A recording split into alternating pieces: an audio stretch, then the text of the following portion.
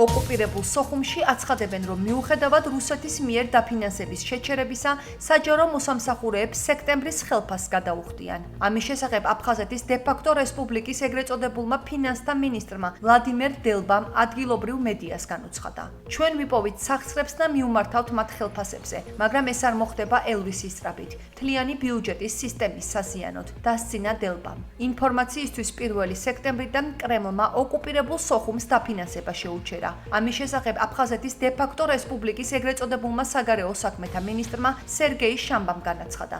მიზეზად კი აფხაზეთის ეგრეთ წოდებული მთავრობის მიერ გარკვეული ვალდებულებების შეუსრულებლობა სახელდება.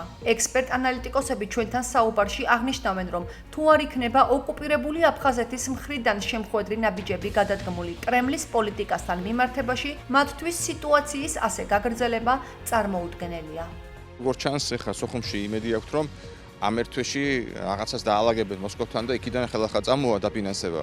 მაგრამ მე რაც უყურებ, თუ არ გადადგამენ რაიმე შეხვედრ ნაბეჯს მოსკოვის მიმართულებით, თუ არ მიიღებენ კანონს აპარტოტელების შესახებ, ასე მარტივად აღარ იქნება მე მგონი, იმიტომ რომ ახლა მოსკოვში დაიღალნენ აფხაზების მხრიდან მუდმივად ამ დროის გაწელვის, დროის მოგების ტაქტიკით. ხო ხვდებიან ძალიან კარგად თამაშობენ აფხაზები და ან განუახლებენ დაფინანსებას, ან არა, ნახოთ როგორ წავა საქმე.